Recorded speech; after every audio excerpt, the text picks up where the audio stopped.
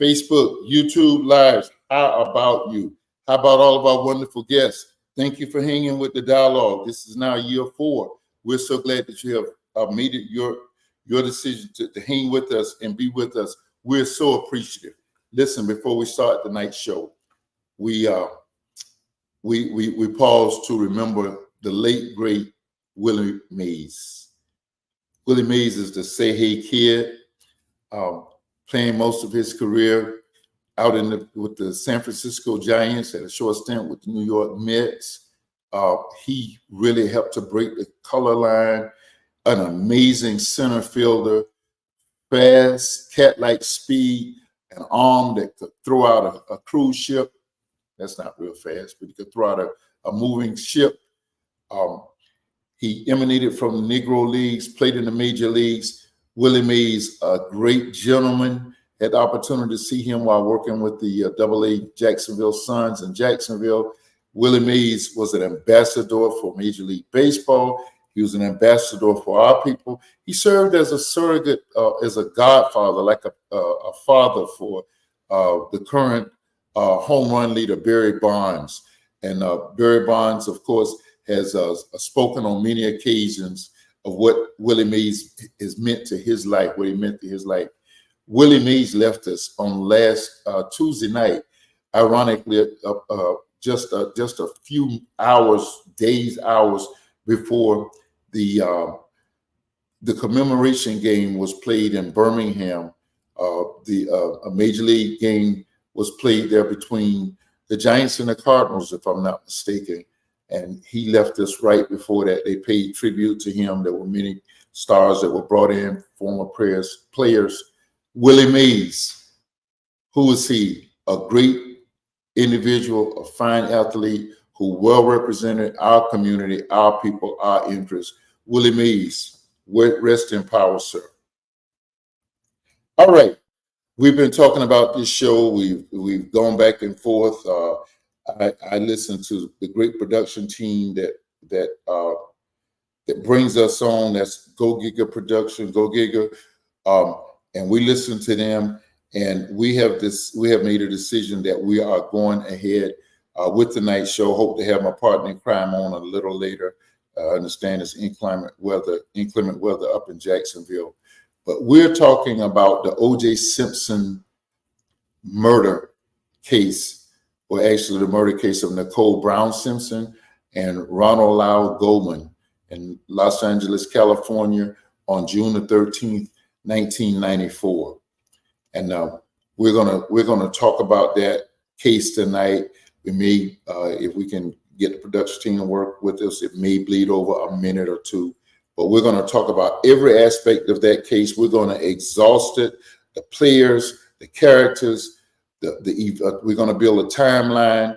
We're going to look at the suspect, O.J. Simpson. We're going to look at his life, and we're just going to take time and look back. And then the dialogue is going to release this whole thing after the night. We won't revisit this again unless some significant evidence were to arise. Where were you in 1994? It was a very quiet Sunday night there in Brentwood, and around midnight, the gruesome discovery of Nicole Brown Simpson lying out in front of her Bundy Drive condominium, and in a little small area, tiny area, not too far from her was Ronald Lyle Goldman, a friend of theirs who had come to return. I think it was glasses that was left, and he brought him to Nicole Simpson. You see, And we've tried to be very discreet and discerning in which pictures that we would show. We didn't want to be overly graphic or gruesome, but just to give you we're going to very quickly flash photos 1 and 2 on the screen so that you can have an idea of what it was like, and you see them coming up right now. That was the first one, and then the other. Those were the scene. Thank you, man. We'll take those down right there. That's just to let us know just how gruesome the scene was on Bundy at that night.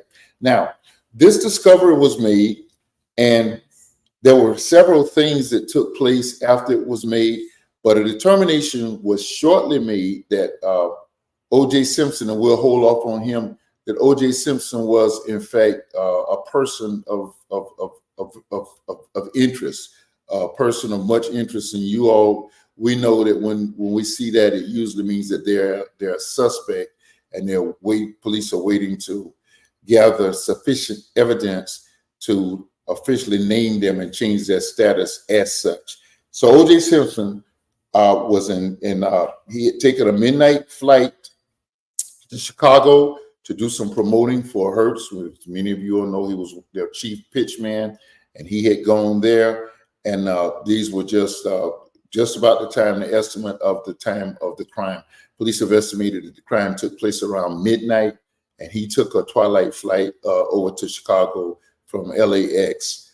Let me just build the story a little bit, the murders. So the family had been down the street at a local establishment celebrating, I think it was one of the kids' graduation or something, and they were down there, and they had migrated, and everyone had returned home. When they returned home, it was discovered that someone had left their glasses. I want to say Mrs. Brown, Nicole's mother, and Ronald Goldman brought those glasses. He was a friend of the family. He knew Nicole lived down the street. He came there and brought Nicole the glasses, and that's what he came to do. And it is theorized that Goldman he came up as these very horrific attacks were taking place, and he happened to just be in the wrong place at the wrong time. And when he got there, he was indeed he was cut. Now, there are websites that will safeguard. They have, let me get comfortable here. There are websites that have graphic pictures of both victims before the sheets were on them. They have videos of them being taken away. And of course, we would never show anything like that. But they're not passworded, but you don't just go online, you don't just Google them. You can Google them, but you have to go through a process in order to bring those pictures up. And it just shows just how graphically and just how horrifically they were in fact attacked. Meanwhile, over on Brentwood, where this whole area is Brentwood. Meanwhile, over at Rockingham, O.J. Simpson said that before going to get in a limousine, Alan Parks was a limousine driver, before heading in the limousine to head over to the airport for his flight to Chicago, he chipped some balls. Now, Madam Producer and our family had the opportunity to be in Los Angeles that August, just 2 months after this tragedy. These tragic events occurred, and we even had a video of our son, Dozie, climbing on the gate, and that Akita dog that you heard about bounced out. Dozie made 3 bounces off the gate. He had climbed up on the gate. He was a little fella, about 8, 9 years old. He bounced off the gate, one step into the street, another bounce, and he was over in the van. We were parked right across the street in front of Cloris Leachman's. I think, was she the nanny? No, she wasn't the nanny. It was Fred Drisher, but she, the actress at the time.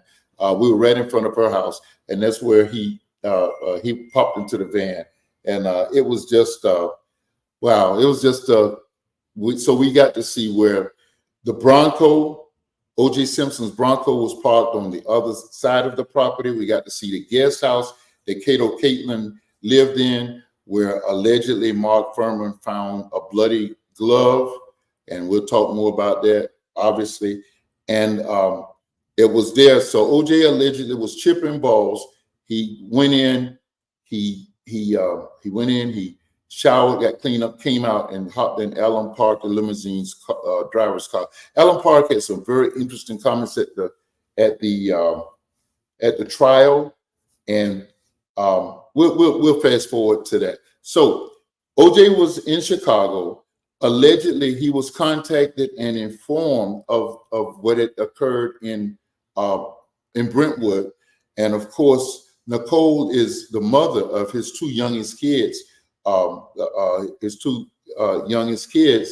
so there's in fact, they were upstairs while this vicious attack took place right outside her door, and Sydney and Justin.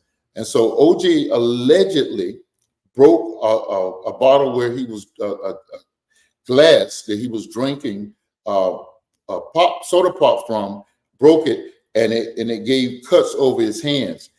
OJ then, I've gone back and done some research. I was a scholar of this thing as a former law enforcement person and just a person very interested in all of this stuff.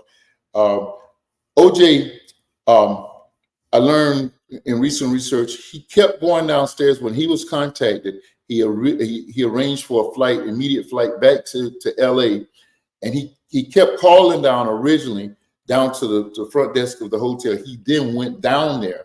And when he went down there, he put on quite a show of disgust that the limousine was not there yet to get him out to O'Hare Field, where he could get back over to LA to be on the scene. Now, OJ's vehicle was parked sort of erratically. There was pictures of it where it was parked erratically, and we'll talk more about that behind the residence, not in the driveway, but behind the residence for whatever, on the side, on the street, but not, it was parked in the street and was parked very crookedly. So these were the things that came out after, during the trial and the thing. So OJ comes back the next day. He arrives on the scene, and we have a video, we have a picture of him arriving. And at this point, LAPD has, can you see him? He has his hands cuffed behind him. He comes in, there's video where he's walking onto the property at Rockingham. There are millions of reporters and neighbors and just people that are there. This is his house now, not the scene of the crime. And he's there. And for a minute, Detectives Van Adder, they handcuffed him behind his back while they talked to him, and they were later taken off. And while they did further investigations, but one of the things the LAPD did was they collaborated with the Chicago Police Department, who went into the room. And I knew that there was blood on one of the glasses, which was consistent with what OJ said. There was blood on the table where he allegedly slammed it down when he learned what had happened to his former wife. And then there was also this I learned in later research, that blood was on the floor and in the shower. And the theory was that OJ had cut his hands while wielding a knife in this terrible occurrence. But they're saying that OJ's recount of the incident was that he broke the glass. He broke the glass out of disgust on the table, and hence all of the blood all over the motel room, in various spaces in the motel room. So he arrives back to his residence there in Rockingham, and he was briefly handcuffed while they talked to him. Now, while this is going on, a lot of bizarre things are going on. There's the evidence technician or the team. They're running in and out of Rockingham. They're running around the house. They're measuring. They have tapes. They're taking pictures. And again, it was quite a crowded scene. All of the people were there, and again, photographers, reporters, just onlookers, some neighbors, and of course OJ was there on the scene. So let's see. Yeah, Mac, thank you, man. Thank you for hopping in with us tonight. And as we go through this we're going to be talking about this case tonight, and kind of get it over. So this is where we are. OJ is released. He remains a person of interest. OJ does go down at some point, and either that day or the next day, he goes down and he gives an account. I think it was that day, because I think I saw him in a police car, detective car, being taken down there, where he was questioned, and he originally at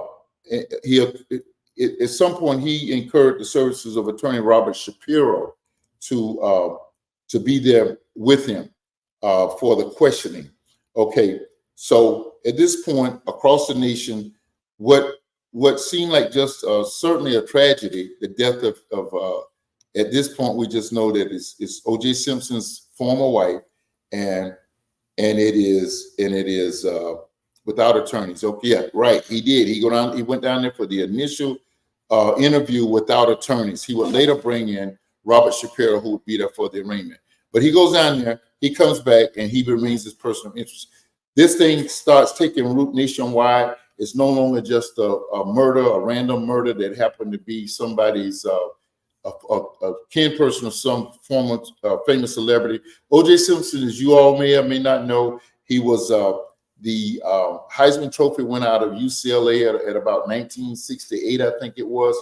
O.J. ended up having an illustrious career at leaving USC, where he won that Heisman, and going to the Buffalo Bills, where his line was called the Electric Company, because that's all they had was O.J. was a running back.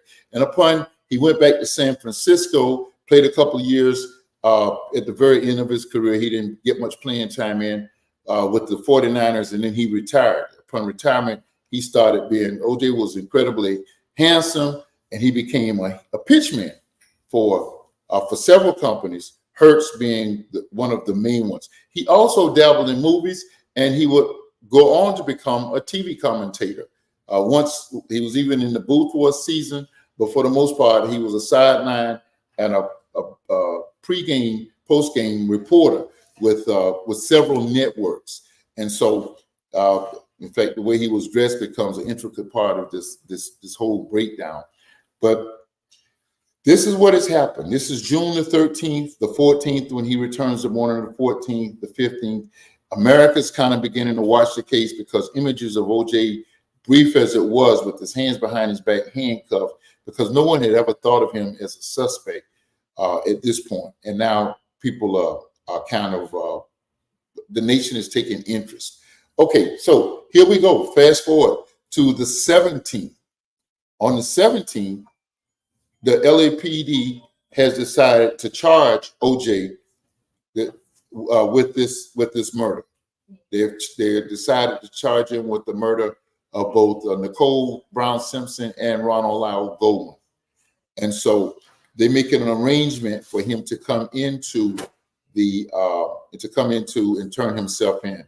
Simpson had gone to stay with Robert Kardashian, one of his best friends, Robert Kardashian, who was married to Kris Jenner's ex-wife, Kris Jenner, who is now lives life as a lady. I can't think of the current name, but he's married to her. And of course, you've seen the shows, you've seen these girls, the celebrities, the Kardashians. Robert Kardashian was their dad. He was a great fan of O.J. Simpson. And so to avoid some of the limelight, to avoid the cameras and everything over at Rockingham, he had gone over to the Kardashians' house. He had negotiated this release. He now has attorney Robert Shapiro. And when Kardashian goes into the house, this is some of the things that I've learned recently, like since his death. Kardashian goes into his house, to OJ's room, when it's about time for him to go, and OJ has a gun, and he has a gun to his head. And Kardashian talks him out of doing anything irrational. He says, listen, you're in my daughter's room. You're my friend. You're in my daughter's room. Don't leave this image. Don't do this in our house. Don't leave this image. OJ would eventually escape. He would leave out of a side window, climb out of the door, and I think Al Cowens picked him up in the van. And this is one of the most iconic videos in all of history. OJ would go on a slow. He would be in the back seat with the gun to his head. Al Cowens is driving. Al Cowens was his best friend, played played with him. I think at USC, and I think they eventually hooked back up at San Francisco. But that was his good friend. Al Collins picked him up, and they're sitting in the Collins is driving the Bronco. OJ is in the back of the Bronco with a gun to his head, ready, attempting to commit suicide. Many of us were looking at, I think it was Game 6 of the New York Knicks, Patrick Ewing-led Knicks, and the Houston Rockets, Hakeem Olajuwon, Kennedy Jet Smith, in that group. And while looking at that game, I don't know if that was a closeout game or not, but while looking at that game, it breaks in. And it was one of the most highly watched videos in the history of TV. Let's see a little bit of that video, Chase.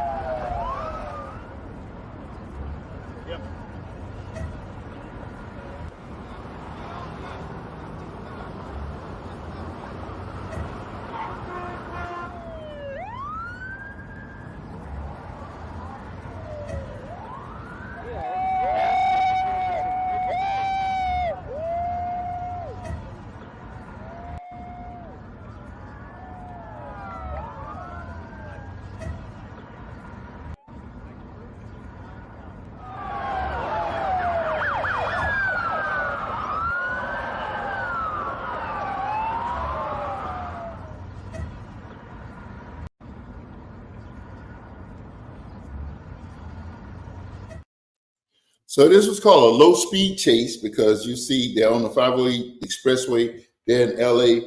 And originally, it was OJ's desire to go to Nicole's grave. He had gone to the funeral the day before, and he was trying to get to her grave. He would later say this in later interviews. He was trying to get to Nicole's grave. And that's all he wanted to do. I think that was one of the places he had made up in his mind. He was going to commit suicide. Meanwhile, he had written a note, and Bob Kardashian would later read that note. There's so many instances of video evidence that we would like to put forth, but it's just time would not allow it. So he is now being chased on a slow speed chase. The LAPD spokesperson came on TV, and it was kind of angrily announced Mr. Simpson was supposed to turn himself in. He did not. We've gone to pick him up. He's not there. He is a fugitive from justice. Shortly after he went on, the attorney, the state's attorney, Gil Garcetti, came on, and he was real angry. He said, "Mr. Simpson is a fugitive from justice. Mr. Simpson is a fugitive from justice." And then after all of these things, shortly thereafter, he was spotted, and then you saw the slow speed chase. Now, this chase, it did not go to the cemetery where Nicole was buried.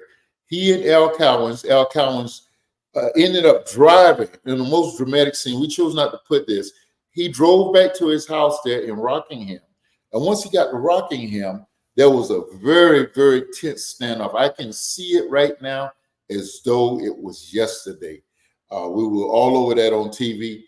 And he was in the back of the car, and you could hear Al Collins begging him, "Don't do it, don't do it, don't shoot, don't shoot." They think he's going to shoot. The LAPD officers are staying behind. They're staying at distance because OJ is armed. They can see through the rear window that he has a gun and a gun to his head. Meanwhile, his oldest son, the oldest son was Jason Simpson. He had, from a prior marriage, he had two older sons. He had an older son and an older daughter. And the son came running out the house and ran to go to his dad. And Al Collins had to physically restrain him to try to settle him down to keep his dad from shooting himself. Al Collins was then apprehended by LAPD, and Jason Simpson was taken back in the house. And thankfully, OJ put the gun down, and he was apprehended. And we have the next shot shows that OJ was apprehended, and there was excellent footage from the helicopter that showed all of this. And then He was apprehended. He was placed in the back of a patrol car, and the helicopter followed the car all the way to Parker Center, the LAPD jail, and the county jail for LA County. And they showed him being taken all the way. And then you can see the shot. OJ he was handcuffed while he was riding. And then he is now right outside of the door where he's going to go into the jail. And he's with Philip Van Adder, and I can't think of the other detective's name I had. I can't think of it. But anyway, they're talking him to go in because OJ, no, this is it. I was in a car. I got handcuffs. It was nothing like going behind this, where I'm going to be behind bars. You won't have the opportunity to kill yourself. All of those options are gone. Now you're going into prison. You're going into jail for whatever time. So that's what would happen, and that's where he would go. I want to just catch you up for the next few minutes, and then we'll kind of quickly pick up the other side of this. We'll pick up these other things as we talk about the trial and other things. We had the opportunity, as I said, in '94 to go out. We drove from where we live near Chicago and drove out to LA and back around through Denver, and just made it a nice vacation. Spent my birthday, our anniversary over in Seattle, down to LA through Frisco. And we went to the scene, and we didn't go to the scene. We're not thinking about that. We actually were trying to go to the Pacific Ocean, and we ended up at UCLA's beautiful campus in Westwood. And while we were in Westwood, and shout outs to Bill Walton also. We love you, Bill. Thank you for everything you contributed to this world, man. While we were there, people say, you're not that far from Brentwood. We say, Brentwood is in the scene? Yes, Brentwood is in the scene. So we trot over to Brentwood. Yeah, Toy, I'm gonna call you out, baby. I'm sorry. So we go to Brentwood. We go to the scene. We were videoing everything. This was a monumental trip for our young family. And while we went, when we got on the scene, there was this motorcycle officer who was there to guard the scene. And what they had was tall plants. There was a stairway. Ronald Goldman was just off on the stairway, and the stairway that led up to another level that would eventually lead up to where the front door of Nicole's house. Nicole's at the foot of that, one of those stairways. So all of that blood did not come. They had taken black like tarlight and mopped over everything. And then they had tall plants that were there. Well, your boy think, using some of his ex-police charm, I saw from the officer, could we take pictures? This guy was massive. He's about 6'8", motorcycle cop. And he says, no. He says, you can take all the pictures you want, but you cannot stop. You can walk along the sidewalk. And it was kind of like a protest, I guess. You don't stop about the sidewalk, but you could walk, but you could not stop. Well, lo and behold, while we were there, this officer gets on his bike and makes a traffic stop just a few feet down from the residence. And he ended up putting that person in jail. So everybody was coming to the scene now, and everybody's just walking right up as close. Our daughter, Madam Producer, she got real close shots of the scene and everything. She walked to the back where it was alleged that OJ had driven his Bronco. She went to the back, climbed up the steps, and took video, looked all inside the upstairs of Nicole Brown Simpson's condo. She's a trooper. She's a trooper. We didn't tell her to do that, man. She did that on her own. A dad would never tell that. No, mom. Then we go to OJ's house, and I told you the excitement involving Dozie. They at OJ's house in that dog house, but we got to see where the limousine was, where his car was parked, his Bronco was parked. We got to see all of that. Love, you're gonna catch me looking at the hockey game. Just occasionally, I'm gonna glance up to see if there's a goal. It's nothing, y'all. This is Game 7 of the Stanley Cup Finals.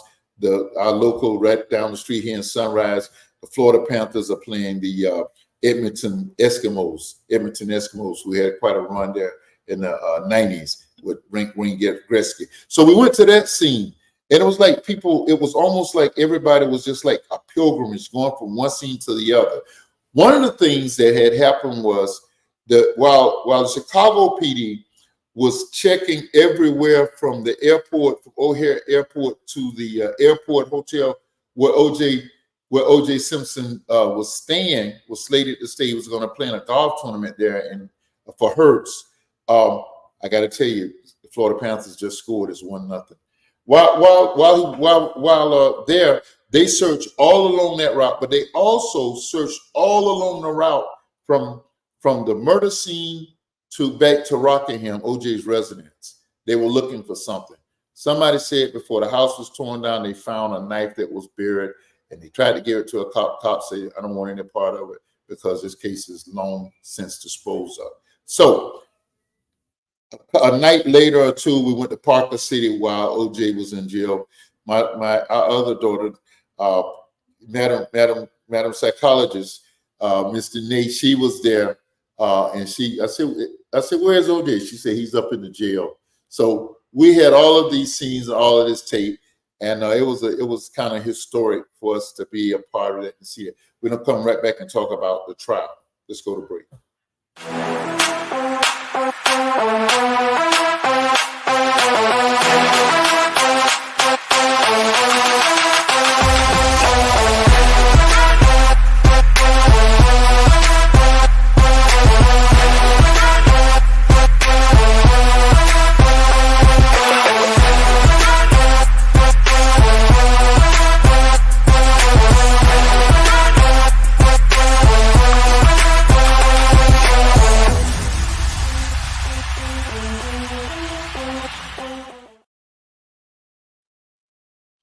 So OJ was I'm trying. So OJ was arraigned the next day, and he had Robert Shapiro standing by his side, and they had video of him being questioned by the judge. The judge asked him, how did he plead? And OJ, a very distraught looking, sad looking OJ Simpson, said 100% not guilty. That was pretty emphatic. That was on the 18th of June. The 17th is the day of the chase. They call it a chase. The slow motion chase, the slow action chase, van chase, and the apprehension and the arrest of OJ Simpson. Now, let's fast forward now to the trial. Let's see what all is going on. A lot of pre-trial, a lot of motions are taking place. We're not quite ready, but a lot of things are taking place. Just hold that video. Thank you. A lot of things have taken place. This was June. OJ, this was June 17th, and he was arraigned on the 18th. OJ, hello, Sister Justice. OJ agreed to a speedy trial. That's what defendants have the option for. He agreed to a speedy trial. Edmonton has tied the game up as 1 apiece. We're gonna have a dogfight tonight here out in Sunrise. So OJ agreed to a speedy trial, which meant that the balls are rolling. Now, there's this new thing that has been discussed and it's being used a lot now at that point called DNA, which is which supposed to prove is supposed to be as reliable as a fingerprint or more so than handwriting. DNA can be taken from saliva, any liquids off of a person's body. And there was blood DNA that had swabbed OJ Simpson. I think he agreed to a swab while he was went down there for the ill-advised trip that he went down there on and spoke to them on the 17th. Yeah, forgive me. I'm trying to keep oh goodness. I'm gonna do this at the end. Madam Producer, remind me at the end of the show. I've got to go back. Let's do that right now. Yeah. The end of the show, before we do as I see it, remind me to shout out. We had a shout out prepared, and I inadvertently passed it. So we'll get back to that shout out at the end of the show. So DNA was the new thing, and the prosecution needed a lot of DNA, and they had a lot of DNA. And of course, the Simpson team, that he was assembling, originally Robert Shapiro, who stood by his side, and we're going to look at them a little bit later. Robert Shapiro was the lead attorney, and Johnny Cochran was brought on later. He was the lead attorney. Cochran was brought on later, and when they brought him on, he would subsequently further into the trial, he would become the lead attorney himself. But it started out as Shapiro being the lead attorney, and there was a whole lot of stuff that went on with that. So during the course of the there was just a lot of speculation. America was, remember, this is 2 years after the Rodney King riots in LA, where $2.7 billion worth of damage was done. $2.7 billion worth of damage was done at the King riots, and racial tensions were very high in Los Angeles. The police had been accused of many instances of abuse against Black and brown people, and it was a highly charged scene, and it brought up police brutality across America, and it brought up racism across America. So this time you have a Black American, an African American who has resources. O.J. Simpson had resources to refute all the evidence. He could bring representation in. It was just it was quite a trial that we were about to experience. In the trial opening, the jury selection for the trial started in November, and in January it went to trial. We actually had the trial started, opening statements of the trial. The trial lasted from January all the way to October when a decision was rendered. So let's look at some aspects of the trial. Let's go back, Madam Producer, to that. Let's go back to that. Let's see that video.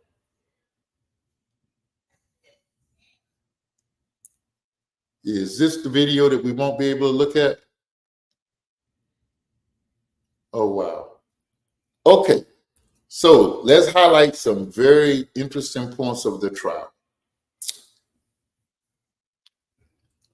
The original thing was to paint O.J. Simpson as a domestic abuser, because 3 or 4 years earlier, 2 years earlier, they had gone to his house. They had gone to his house on a call from Nicole, and there had been several times that she actually had facial abrasions on her face from being hit allegedly by O.J. Simpson.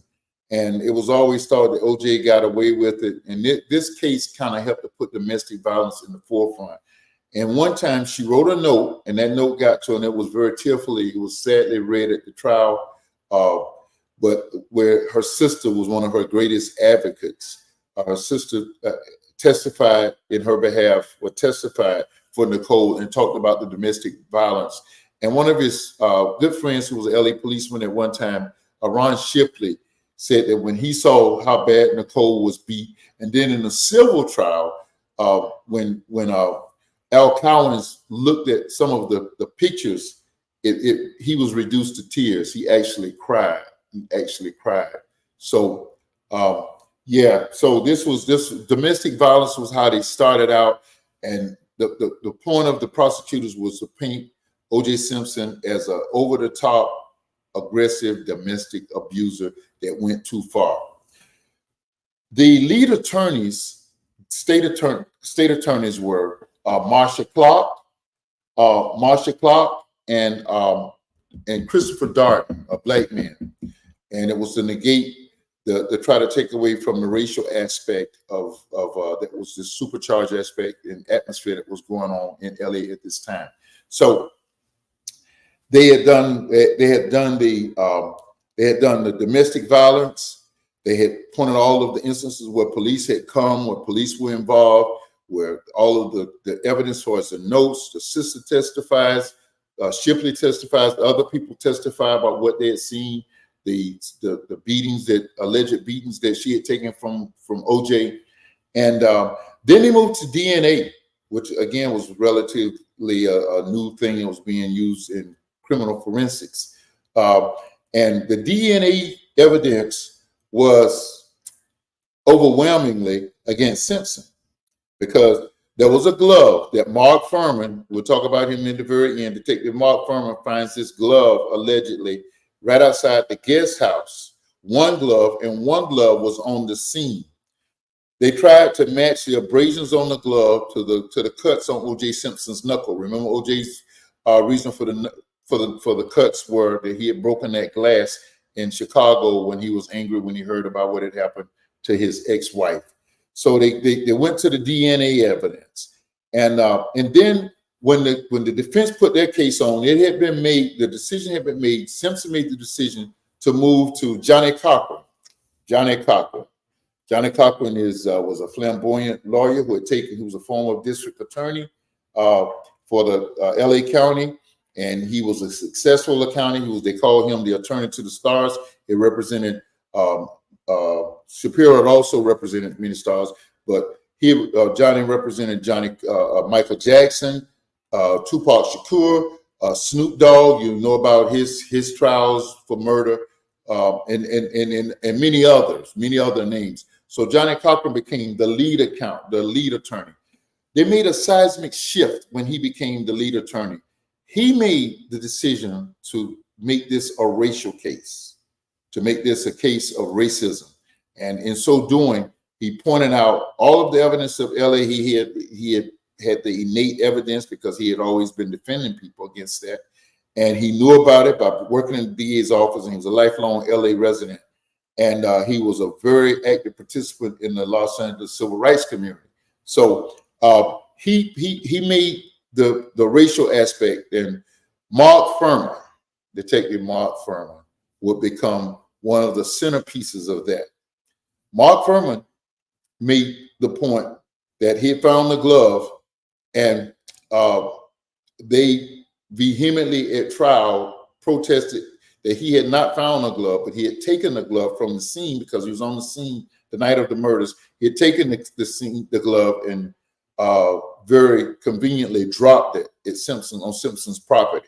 Cato Caitlin, we won't be showing this picture, but Cato Caitlin was OJ's lived in his guest house. He was out in California as an aspiring actor, and he lived in the guest house. And he heard what he said were 3 distinctive knocks, and it was thought the glove was being dropped or disposed of or put down at that point. So Cato Caitlin said that, but he didn't see anybody or see anything when all this was going on. He learned about the murders the next day when all of the commotion came over to Rockingham when OJ returned. So the central thing of the trial, you got the DNA, you got the domestic violence, but you also have police discrimination and racism being charged by the defense team, led at this point by Johnny Cochran. Let's go to one of the central points of the trial was, you saw the picture of OJ trying on the glove. Now, remember, a lot of people didn't give OJ Simpson a lot of credit for his acting ability, but OJ was asked to wear this glove, one of those gloves that were found on the scene. And he first had to wear a latex glove to protect the evidence. And there was a lot of speculation that OJ was told not to take his arthritis medicine by F. Lee Bailey, one of his attorneys, so that his hand would be swollen and make it hard. Now, Bailey said he had tried on the glove, and he knew that OJ would not be able to put that glove on because OJ's hands were enormous, and he could not wear it. You're also going to see in this video we're going to play, you're going to see Cochran talk about a skull cap that was a part of this. Let's see. We don't have that video. Okay, that was on the trial. So now we go to the outcome from opening arguments to closing arguments to a decision for 2 counts of murder against against Ryan Goldman and against Nicole Brown Simpson. It came down to this verdict, and we're going to look at it on the Oprah Winfrey show. She was looking at it live. It was a little bit delayed, but let's look at it and see how this came out.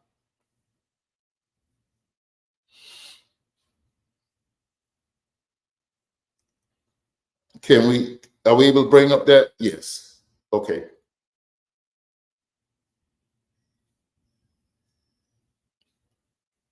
Are we not able to show that?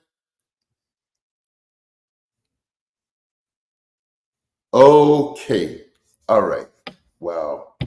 That's vital video. Okay.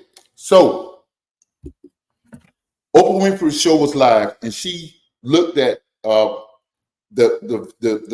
verdict was aired live. It was about 11 o'clock one morning. That the prior evening, they said, and by the way, the jury was secluded, so there was a lot of pressure on the jury. The jury was primarily African American, and it was those people endured a lot of intense scrutiny afterwards and throughout. They were what do they call it? Not secluded, but they were put away in a hotel there in Los Angeles their entire time of this trial.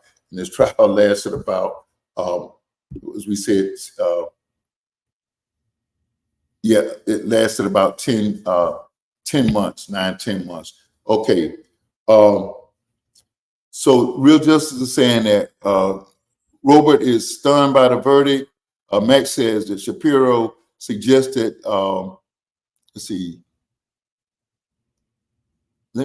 suggested, but did not want race. Yeah, right. Thanks, Mac, for reminding me of that.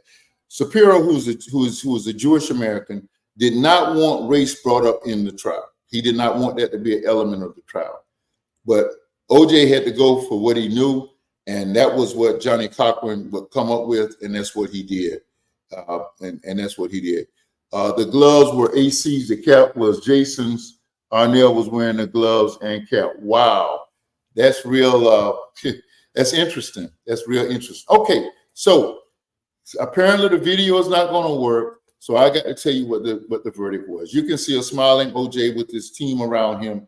The verdict was that OJ Simpson was found not guilty in both instances. And it's what I'm going to tell you to do is please go back to YouTube and look at the verdict. Look at how people are celebrating. You talk about the tale of two Americans. They would show the colleges in Atlanta, in people would gather because they had announced that the verdict would be at a certain time. Outside of the courtroom, you had African Americans gathered here, and you had non-African Americans gathered there, and you would just see all of the jumping, sequestered. Thank you. The jury was sequestered. Thank you, Real Justice. The jury was sequestered for those 8, almost 9 months or whatever it was. So, actually, do the math, 9 months. So, when the jury was announced, Johnny Cochran went right over and put his hand. He was standing next to OJ. He just put his hand and started clapping and put his head down on Johnny Cochran, on OJ's head like this. And wow, we had video, and I guess it won't be available after the verdict was announced and he was released later that day. They showed OJ going home, and you can go to YouTube and look at videos of him in the house. They actually have videos of him. He allowed someone to video them in the house, and it was a party. Some people said that was not tasteful, but this man has spent nine months in jail for a murder that he has just been acquitted of. So but it was a tale of two Americas. Across the nation, Black folks were excited and grateful. White folk were furious and angry. One juror, an older Black woman, when she was asked, was that payback for the Rodney King original, the state version of the Rodney King verdict where those officers were let off the hook? She said, absolutely. I mean, she pretty bold to say that. 30 years ago, I don't know if she's still alive, but go back and just review. All of those tapes are available. So he's single. I mean, he's acquitted. So O.J. Simpson is back. His life will never be the same. I don't know how much money it cost him. I'm sure his fortune was highly affected. He's now a kind of a pariah because a lot of the nation thinks that he's guilty. He's lost his ability to pitch products on TV. Of course, he lost his job as a sports commentator. And so now he's relegated to a 50-some-year-old man who's just playing golf at the country club. OJ would later make a decision to move to Florida, right down below us down here in the Homestead area, where there were a couple of minor cases brought against him for pirating TV and stuff like that. And he did some kind of absurd things, made some crazy tapes. But that's what happened with OJ. The next thing that happens with OJ is that Ronald Goldman's father, who was a very staunch advocate for his son, as any dad would be, never let it go that OJ had killed his son in the cold. They sued OJ. He and the Brown family, they sued OJ and won the civil suit. They won the civil suit. You can see an elated Ronald Goldman there with his attorney and his family coming out of the suit. I'll never forget that night. They were walking out of court, and you kept seeing they were flipping over the number of charges that you're not called guilty, but Simpson was accused of that he lost. Okay, Arnell got home and OJ's I'm gonna look at this real justice, and you and I are gonna talk about this to the room after Cato and OJ got back from McDonald's at 9:30. Okay, Fred Goldman had just oh, I didn't know he had had a stroke. I'm sorry to hear that. Thanks for sharing that. Fred Goldman, Real Justice saying had recently had a stroke. So OJ was the settlement was $200-some million, if I'm correct, including his Heisman Trophy, which they apprehended, and they took a lot of his possessions. Of course, OJ is stripped from; he can't go to USC, his alma mater, and hang out and be the great person that he was there to all of the athletes. He couldn't be the role model that he had been. He kind of was. It was kind of a different existence for him. So he was found. He was found liable for the murders of both of them.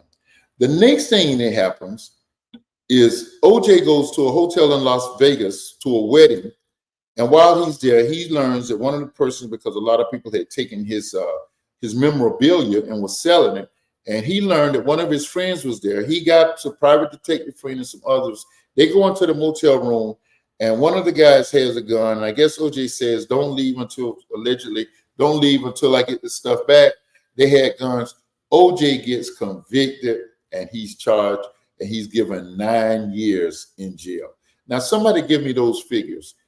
It was something about 9 years was the ninth day of his being acquitted or something. There was not a lot of numbers associated that that judge had given him 9 years, I think, or something. And OJ must have served, was it 9 years or was it more? But I think he served about 7, 8 years, maybe it was 9 years in Nevada prisons. And he was released about 4 or 5 years ago. That's where he was. Right before we break, let us go and look at the players. So OJ was released, and you saw him. He kind of lived a relatively quiet life after being released. Judge Ito. Judge Ito was a scholar athlete there in UCL in California, Los Angeles. His parents brought him in and brought him to America, and he excelled and became a judge.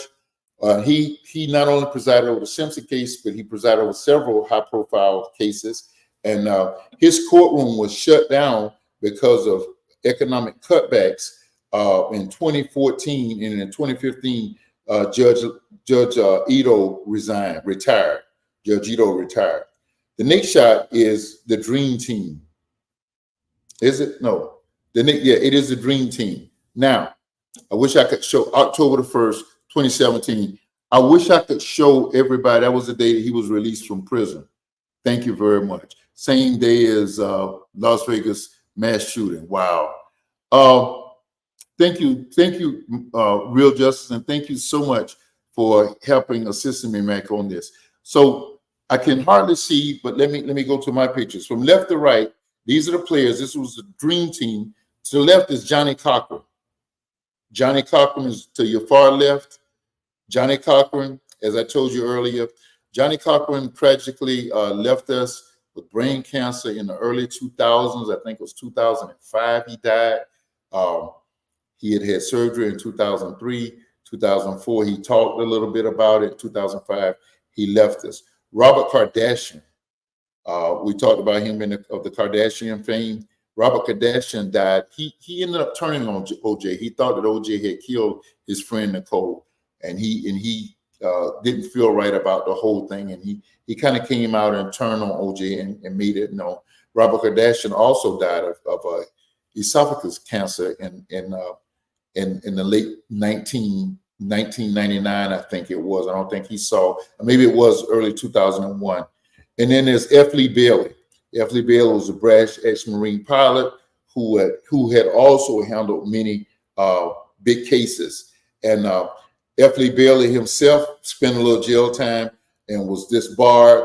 He went several other places, Maine and Massachusetts. He was disbarred from Florida and Massachusetts on the same day.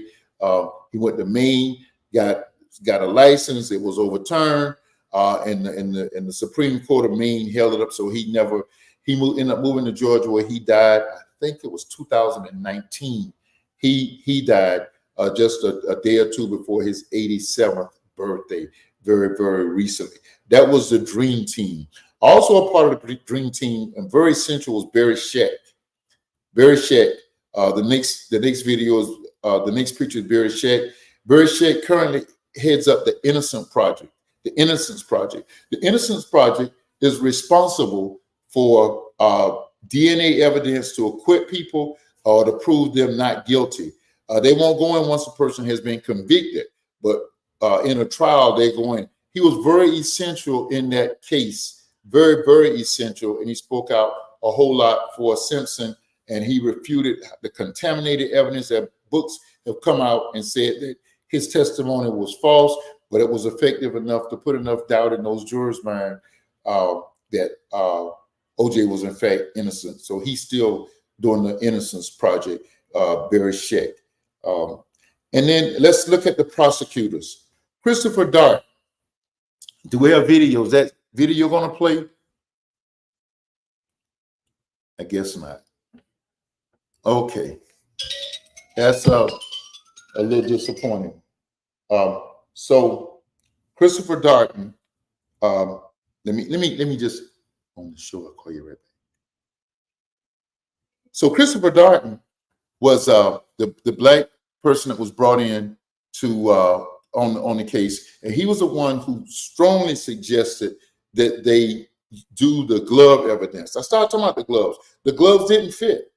The gloves didn't fit. And in Johnny Cochran's closing statement, he says, if it doesn't fit, you must acquit. The gloves didn't fit. And he talked about, he wore a stocking hat and said that, you know, O.J. Simpson's head is much larger than mine. They couldn't wear this hat. And they allegedly had seen him doing that at other times. So Christopher Darden is still with us. And he was called all kinds of names, ostracized. He broke down immediately after the trial in the news conference. And I think Christopher Darden is kind of winning some friends back. I don't think he practices law. He does some consulting and TV work. He has kind of won some people back over as he was just doing his job. There was a documentary that showed the relationship between he and Marsha Clark that he even talked about during the trials. They got closer. Marsha Clark, the next video. Well, let's go through the key players in the trial. First of all, do you hate O.J. Simpson now? I never hated him to begin with. It's not a personal thing. It wasn't a personal vendetta then. It's not now. You know, he committed heinous crimes, in my opinion, and that's what I think. Okay. Marsha Clark, that was what she thought. She was the lead prosecutor, and Christopher Darden was her Robin. She was Batman, and he was her Robin. Okay. One other person we want to bring out, an essential person, was Mark Furman. F. Lee Bailey, during the trial, they discovered tapes at the very end of the trial where Mark Furman, supposedly in a movie script, repeatedly used the N-word. Now, Mark Furman, who lives now, I think, near Idaho, and we know all the implications of Idaho and Eastern Washington, state of Washington, has been closely associated or accused of being associated with white supremacists. People in the Los Angeles area, Madam Producer, I'm gonna need about 5 minutes to close this out appropriately. People in the Los Angeles area said that. Thank you, ma'am. Said that. Let's see. Okay, let me. Mac just said that Nipsey that Christopher Darden did pro bono work for the murderer of Nipsey Hussle. I did not know that. I thought that he wasn't doing that anymore. And Justice is saying Furman didn't plant the glove, but he did lie on oath. Okay, so Furman tried to. He was accused many times of being very brutal. He would force confessions out of people. They say he would beat people's faces to a pulp. He would break arms. He would break limbs. Looked like something I just saw on Bad Boys 4. They say he was very brutal, and at one point he tried to get to quit the LAPD and get a pension and he said if he went back on the streets, he would hurt people, he would harm people, he would kill people, and that kind of stuff. But they put him back on. They thought he was just trying to get it. He ended up retiring after 20 years on the department. He is still a polarized figure. Guess where he gets a lot of his play? You got it. Fox News. He works over on Fox News. He's had a TV program that is no longer in existence, but he's a frequent guest with that group over at Fox. And he was discovered, and he lied about it under oath, as Justice just said. He was discovered as using the N-word in what's supposed to be a movie script. And I can hear Lee Bailey now. Have you ever called anyone from the African American community a N-word? Of course, it was in court, so he said it. So we're not going to give him any more juice. And of course, the man himself, O.J. Simpson. O.J. Simpson recently passed several months ago, and he passed. He left this earth with his family around him, and supposedly he had been bringing people flying in to see him in his latter days. If we can pull up that video, and I hope it'll play. Hey, X-World, it's me, yours truly. Boy, what a beautiful day it is here in Las Vegas. This was the last time he'd spoken out publicly before the news of the controversial former athlete's stunning passing. My health is good. I mean, obviously I'm dealing with some issues, but hey, I think I'm just about over it, and I'll be back on that golf course, hopefully in a couple of weeks. OJ posted from Vegas on Super Bowl weekend. God bless. Take care. Today, his family revealed OJ succumbed to cancer just 2 months after he announced his diagnosis. He was surrounded by his children and grandchildren. Okay, so OJ left us about 2 months ago, maybe a little bit earlier. Real Justice, you and I are going to have to talk. You seem to be kind of taking on in believing in Furman and the LAPD. If Furman just said, yes, I did, the tapes never would enter trial. The tapes were only entered to impeach Furman.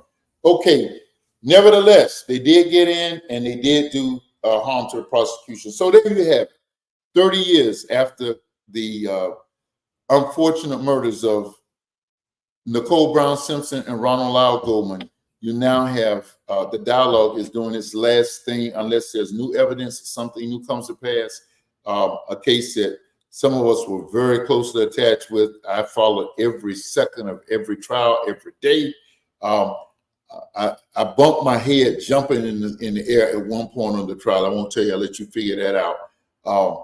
And it exposed that America is two Americas. There's a racial divide.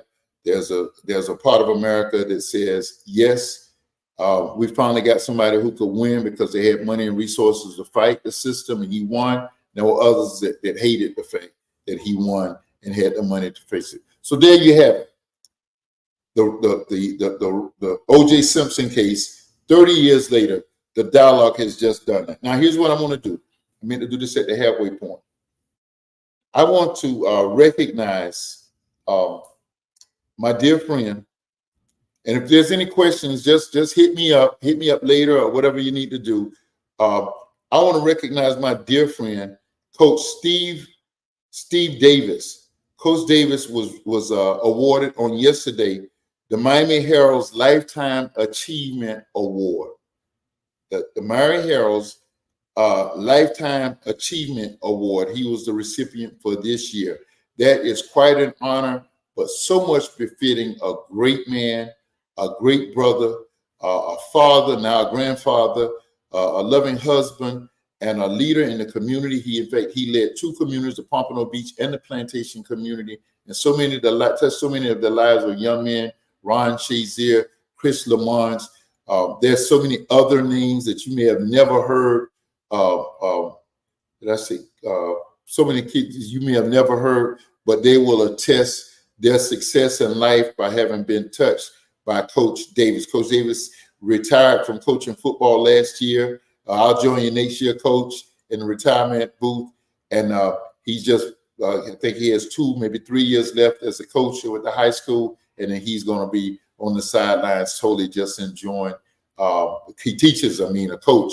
He has 2 more years, then he'll be doing other things. He won't be getting up going to school every morning. Listen, it's been a pleasure bringing the show. Miss Justice, catch me. You can contact me at any time. Just inbox me here on Facebook, and I like to talk to you. Look, like and subscribe to the Dialogues Facebook page, and then go on YouTube page, and go on Facebook and like it. That's what we need you to do. Like it on Facebook and subscribe on YouTube. Mac, we always appreciate you, brother. You're lifelong. We've been here 4 years. Listen, we're going to have some kind of celebration before this month, or either in early July, to celebrate 4 years of Dialogue with Dozie, the best production team in all the world. MoreGoGetGetCreations.com. We love you. Next week, we're going to talk about the outcome of the debates on Tuesday night. We have an interesting, we have an African-American Trump supporting sister. Y'all better hop in and jump in on this. Looking for you, Miss Justice. Looking for you, Mac. That is her. Okay, got it now. Love y'all. Bye-bye.